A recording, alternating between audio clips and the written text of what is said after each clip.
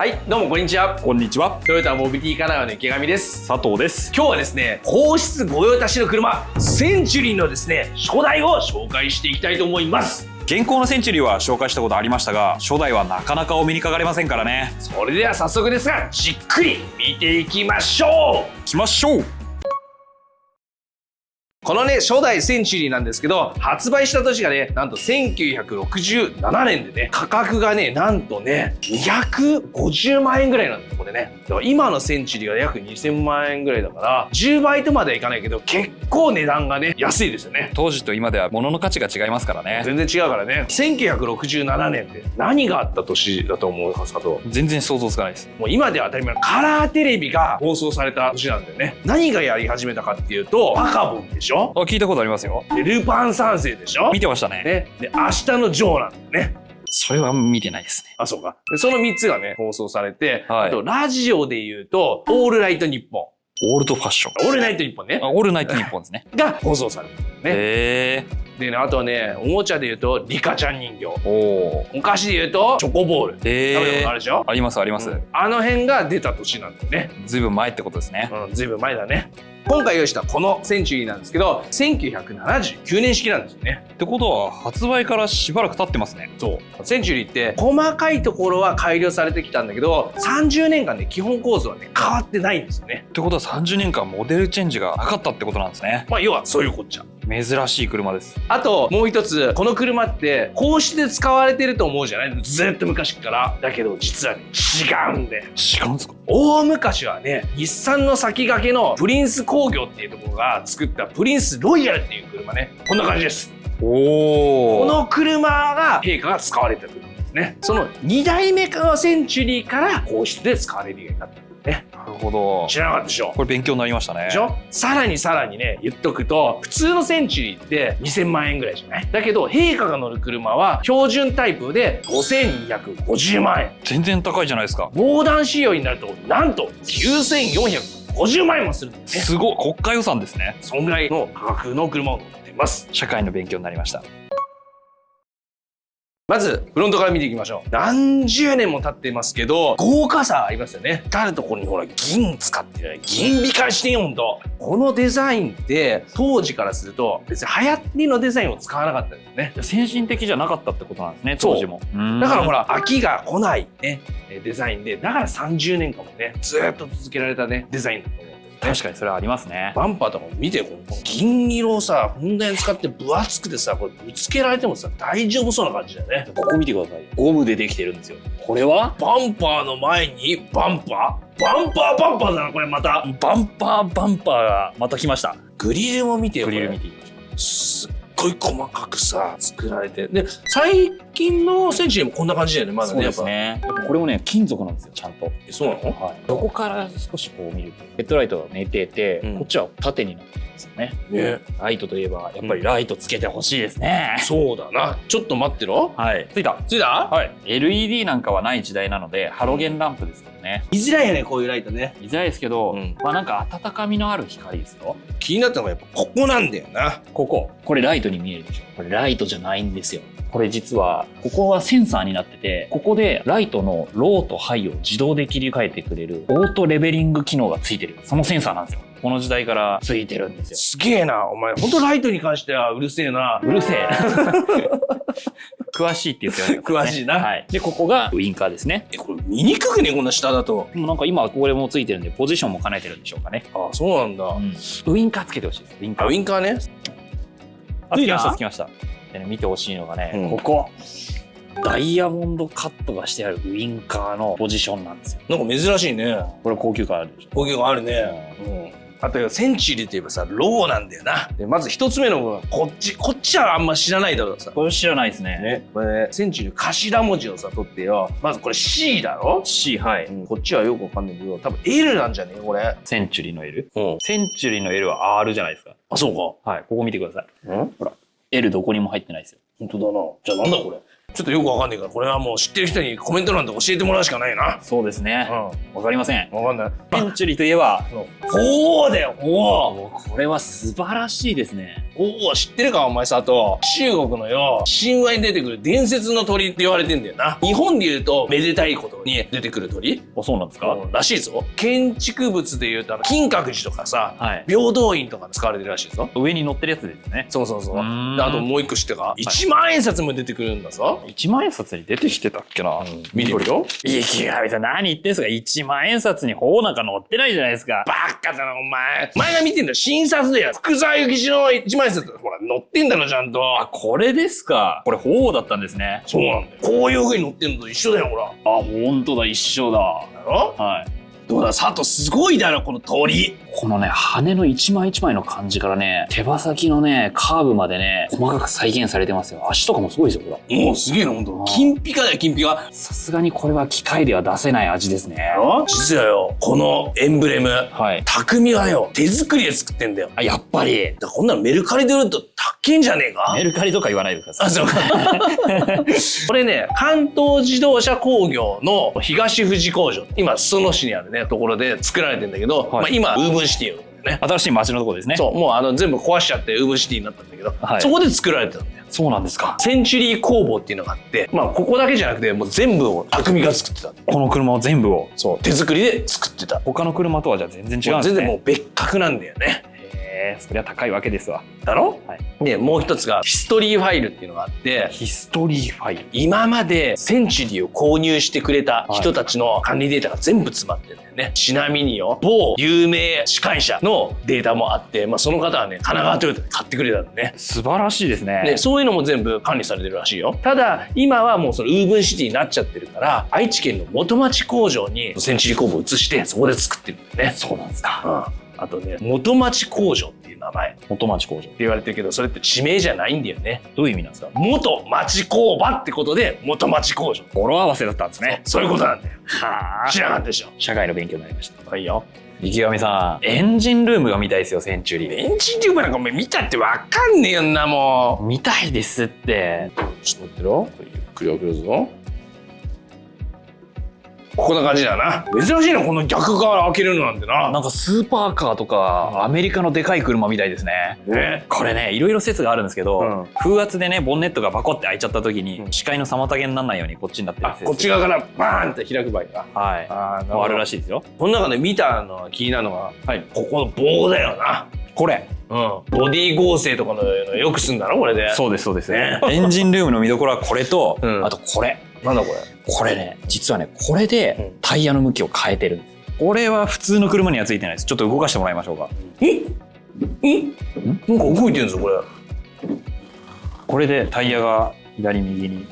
本来はこれがタイヤのところについてるんで、ここについてるはずがないんですよ。そうだよね。こんなところにねえもんな、こんな部品な。そうなんですよ。でこんなことしちゃったんだろうな。まあここがねエアサスになってるんで、なんかそれ関連らしいですけど、詳しいことはよくわかんない。もうなんか自転車の空気入れみたいなのがね、空気入れるとこみたいについてるぞ。そうなんですよ。ここで空気を入れて、前のタイヤ車高を上げたり下げたり、柔らかさを変えたりとかするんですって。へえ。せっかくだからよ、エンジンも聞いてみるか音。V8 のサウンドを聞いてみたいですね。はい、じゃあ行くよ。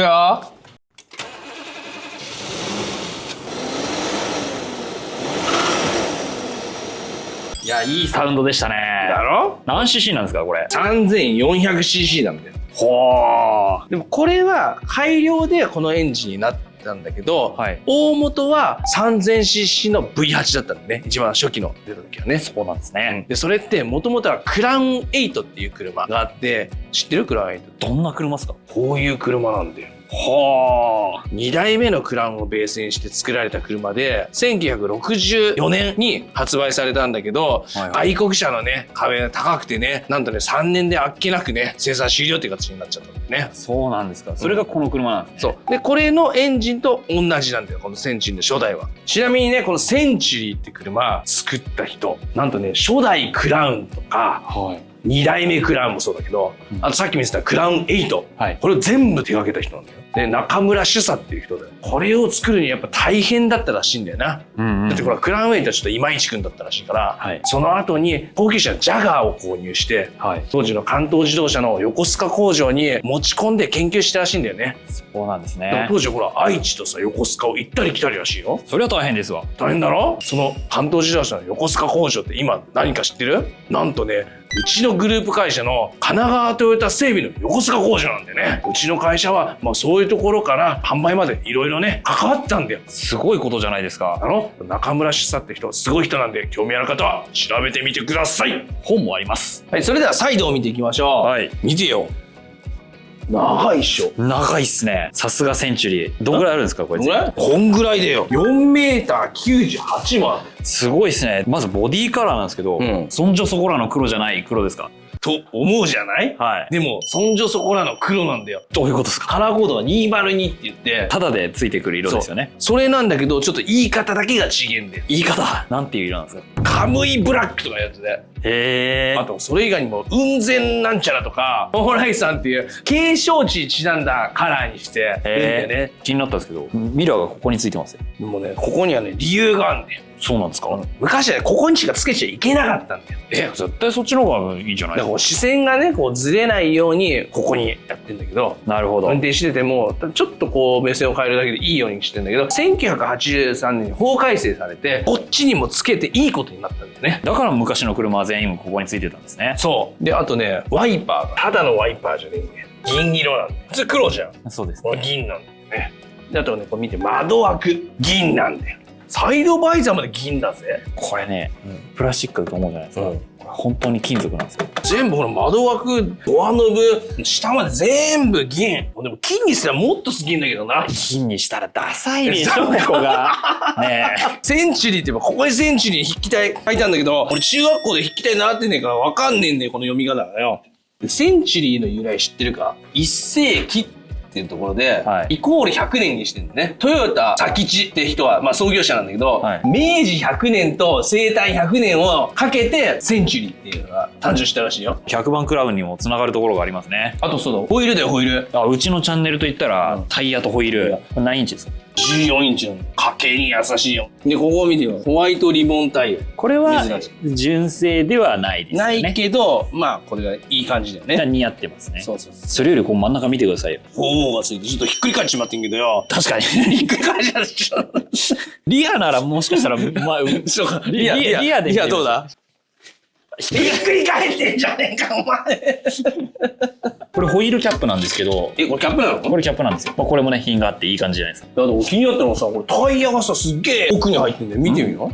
タイヤはみ出てますか？はみ出てねえから全然問題ねえよ。なるほど。じゃあ車検通りやすいんじゃないですか、このセンチュリーは。そういうことだな。はい、じゃあ次はリア見ていきましょう。はい。リアもなんか迫力がありますね。そうですね。こんな感じで、ライトがさ、これね、改良されてこれになったんだよね。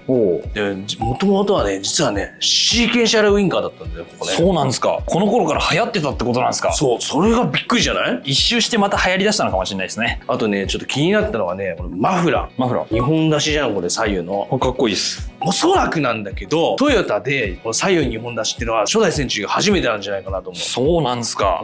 同じ年に出た 2000GT とかは中央に2本なんだよね。そうでしたね。で、トヨタ800とかは1本で、クラウンとかももっと後になんないと左右2本出しになってないんだよね。そうなんですか。だからほら、こういうさ、メインな車でなってないのを見ると、これが初なんじゃないのかなって思います。バランスよくて佐藤は好きですね、こういうの。やっぱこういうマフラーかっこいいわな。あとね、見てほしいのがセンチュリーのマークでね。こっちは前のエンブレムと違って赤ですね。ちょっとちっちゃいよね、やっぱね。しかも尻尾焼きってやつらしいぞ。へえ、高級なやつじゃないですか。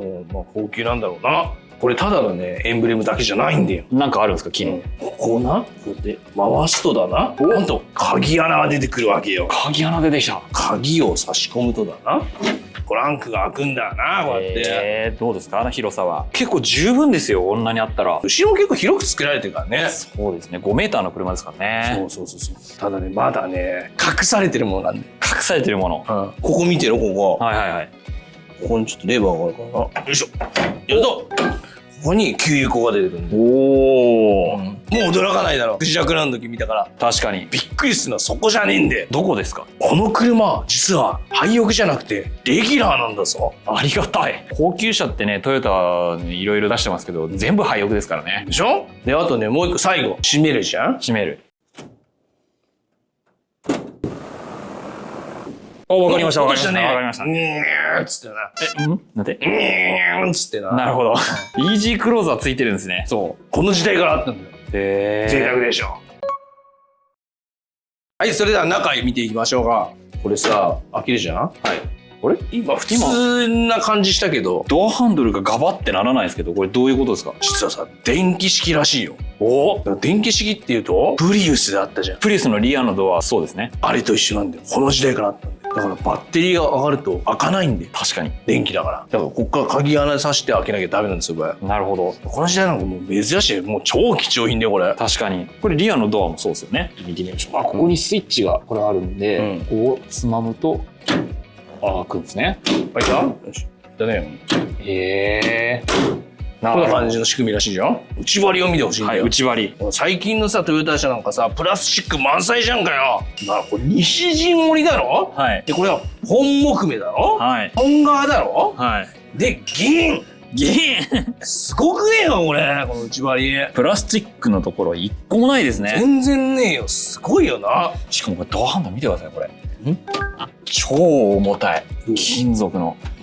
形はさ、今のセンチュリーもこういう感じだよね。はい。で、ここがさ、こう、灰皿。灰皿。おー、年季入ってますね。運転手吸ってたんじゃねえか。まあ、それは運転手の自由だと思いますけど。うん、後ろ偉い人乗っけるの吸ってんだ。そういうことか。そう、サボってんだってな、これ。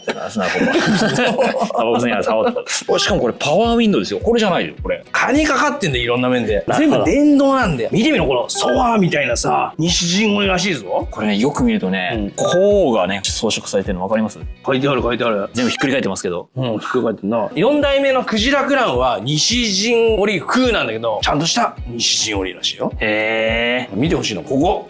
こんな車初めて見たぞ、こんな、ここが銀のやつなんて。すごいっすよね、これ。しかもこれパワーシートなんだぞ。ほら。覚えて覚えて。ほら、ほら、ほら、何ウェイだかよくわかんないけどな。ね。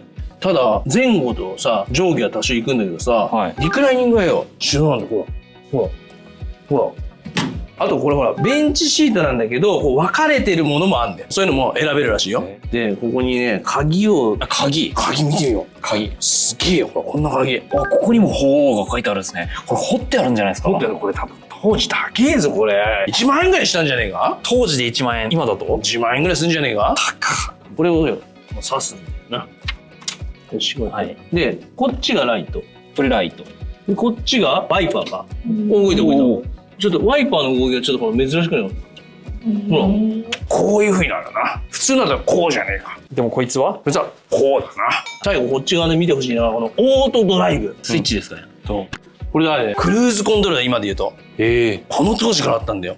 はい、じゃあ乗ってきましたけど、シートがすっげえふかふか。ぴょんぴょん跳ねるよ、ほら。ああ、すごいすごいすごい。実家のソファー見てよ。実家のソファーは多分視聴者一人も伝わんないです。まあそうだろうな。で、ここにあとアームレストはこんな感じで、ちょっと短めだけど。でも厚みすごいっすよ。厚みすごいね。ここに鳳凰書いてありますよ。でもほら、運転手こんな肘かけながら運転してダメでしょ、多分ね。これもしかしてこれ助手席の人用かもしれないです。あ、かもしれないな。はい。まずね、ちょっと見てほしいの。メーター。こんな感じなんだよね。メーター好きの佐藤はどうなのこれ。おー、これは新しいですね。右に行くたびにだんだん速度が出てくる。でもこれなんか100キロのとこから色変わってますね。昔の車ってさ、100キロ超えると、キンコンカンコンよく言ってたんだよ。金庫、カンコン。そう。あんな感じで、多分もしかしたらそういう警告音が鳴るんじゃないか？そうですね。なんだけどね。圧倒的にはね、せっかく V8 のエンジンなんだからタコメーターが欲しかったなって思いますよ。そういうのなかったんじゃねえか？で、あとね、これね、佐藤はあんま見たことないけど、コラムシフトね。これのさ、マニュアルもあんだよ。ありますね。センチュリーでコラムマニュアル。あんま見たことないの？そんなのがついてますね。ホーンの音はどんな感じなんですか？ホーン？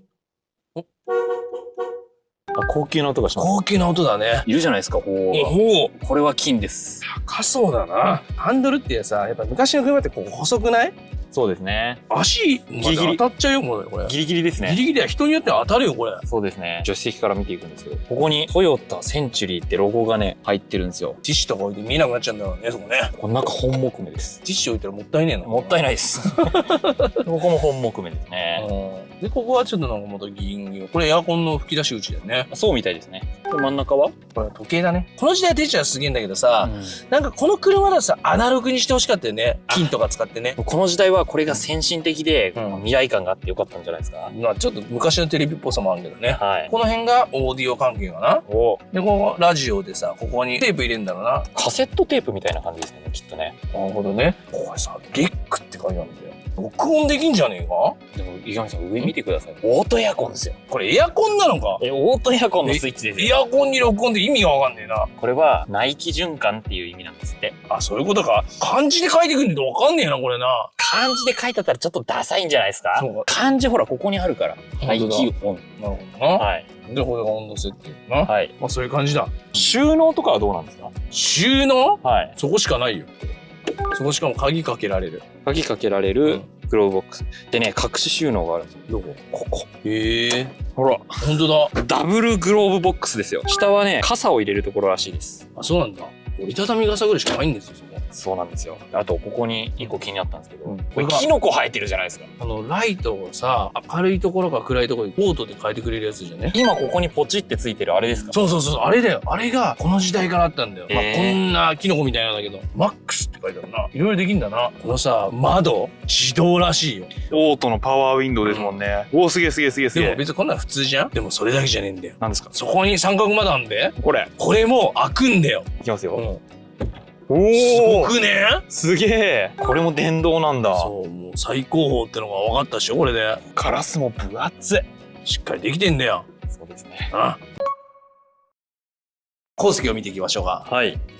これを開けるとね、こんな感じで、内張りはまあ前と一緒でやっぱしっかり作られてるな。まあ持ち手がついてるだけでちょっと年季入ってくるんだよ、これね。はい。しかもね、これ、後ろもですね、パワーウィンドウで、ほら、開くでしょ。で、しかも三角窓も開くんでね。ほら、おお、電動ですね。で、電動なんだよ。かっこいい。シートもさ、後ろもソファーみたいじゃん。すごい。後ろね、パワーシートの、ほら、わかる？お、来た来た来た来た。前に来てんのわかる？わかりますわかります。こんな感じなんだよ。後ろもパワーシートって珍しくない？しかもなんか珍しい動きしますね。なんか座面ごと前に行って倒れるみたいな。で、これちょっと乗り込んでいくよ。はい。よし、乗り込んでいくと、よいしょ。ああ、後ろもね、座り心地いいね。なんか沈み込むようなね。でね、足回りはね、まあまあ広い。